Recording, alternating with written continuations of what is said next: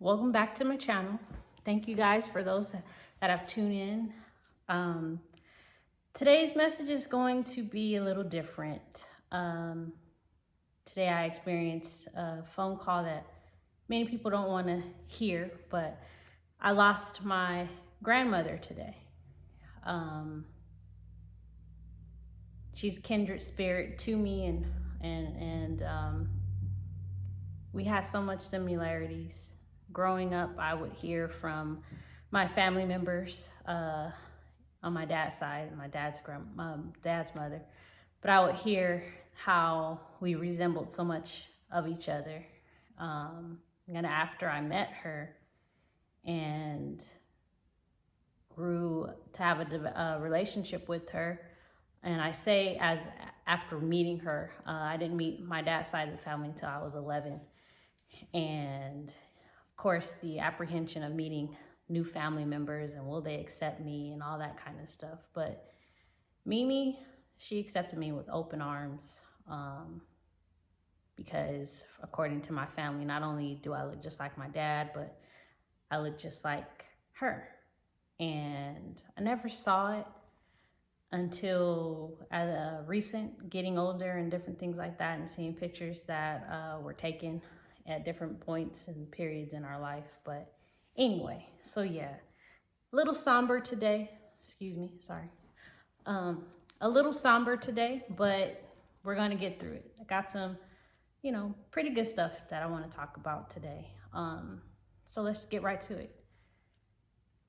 My why for what I'm doing, this new journey that I'm pursuing in my life, is because of the foundation that was set for me in Christ, actually, at a young age. I learned the importance of having a great foundation in Christ, and it's important that I transfer that to the educational field and different areas like that with where it pertains to children. Thus, the new journey that I've been on to, that the Lord gave me to open a school, to be my kids' teacher. And I know some people will say otherwise, but it's a journey when you have kids with special needs and you're trying to understand their needs. And every day you're learning something new about their needs, because just like you as a typical person,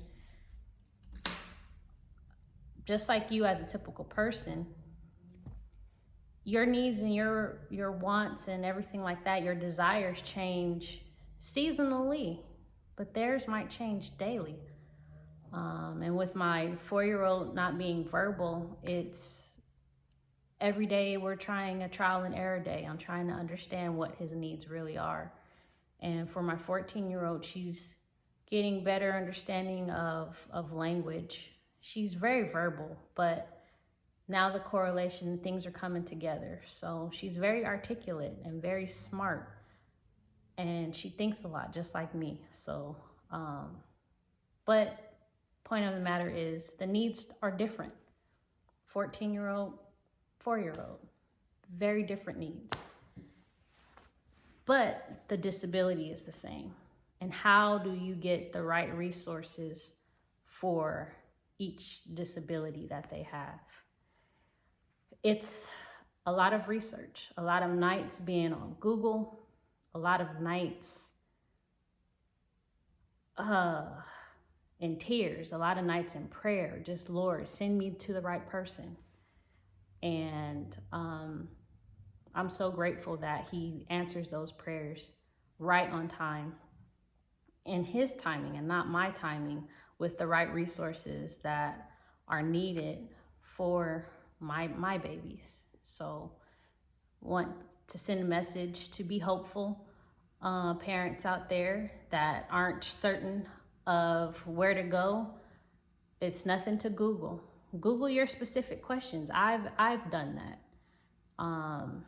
And Google's good now to where it'll give you suggestions, and it'll send you in the right place. And one place might lead to another place, to another place, to another place. But back to my why. When I worked as an instructional aide for my alma mater, the school district where I graduated from high school and kind of matriculated from 6th grade on, I remember assisting these special needs children, and the Lord just put it in my spirit as to why for some of the children that saying, look normal, act normal, why they were considered special ed. I had never even known that. I knew special needs children existed, but I didn't know that they were at a regular high school. My old high school of all schools, I didn't know that until I went to get a job with the district and learned that. And I was intrigued to see how they worked, and not how they worked, but how their minds worked, because they're normal, just like us. They go through the same feelings just like us, but because their way of expressing it is different, it's not accepted. But when it came to their learning, I was baffled because they're all bright and brilliant in their own way, but they didn't have a good foundation, is what the Lord in general told me. And he basically asked me and challenged me, well, what are you going to do about it? And I remember saying to my teacher at the time, the foundation. If kids don't have a good foundation, whether they're atypical children or special needs children, the rest of their academic future will be shaky. It's just like the parable in the Bible about having a good solid foundation. You build one on rock, you build one on sand. Having good seed, you throw it on the road, some will go in the wheat, some will grow right in the middle of the track. It won't grow. But if you don't have a good foundation to build upon, then the whole system crumbles. So that's my journey, is to, with the preschool and the school and the way the Lord is transferring it and transforming it, is to build a good foundation for children with special needs. How? Resources, proper referrals, proper academic settings that will meet the need of the child, and not just the fact of, oh, the child's in school and this child's a number or anything like that, but a whole child experience and approach to the child's academic needs. In order for a child to be successful, you have to have a solid foundation. And without it, they'll fail, unfortunately. Think of a house. You don't build a house right, might Leaning Tower of Pisa. But just wanted to leave that with you guys, and just to say, continue to stay with me on this journey as we discover what the Lord's getting ready to do in the lives of me and my family, as we start building foundations. And it's okay sometimes too, if foundations are broken, you break it up, find out what the issue is, and you can always reset a foundation. So a lot of things were done with my children, with my middle child, Aubrey. In her beginning, which was her foundation, that weren't solid. And now we're getting to a place where we are getting a solid foundation, a new foundation to build upon, so she can catapult and exceed all the expectations that people had of her in the very beginning of her academic beginnings. And for Berkeley, we're creating the building, we're forming his foundation. So when we're ready to pour the concrete of his foundation, And what is the foundation? The foundation is the IEP.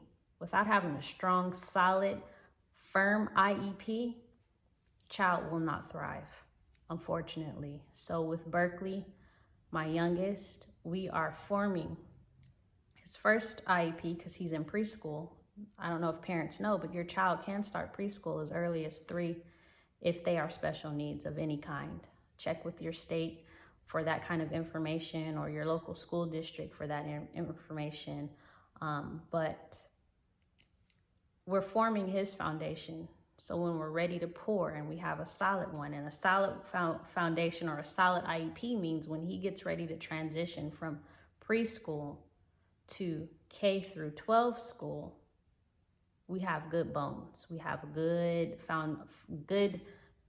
material to build his academic platform with. So stay tuned. I know I haven't gotten much into what their specific disabilities are. That's going to take a little bit of a longer video, and I'll be sure to make that a specific video just on their disability and their diagnoses and everything like that. But to my parents out there that have children with vision impairment or are blind, there is a conference coming up this weekend, very informative conference. I just learned about it myself. It's CTEBVI, I believe.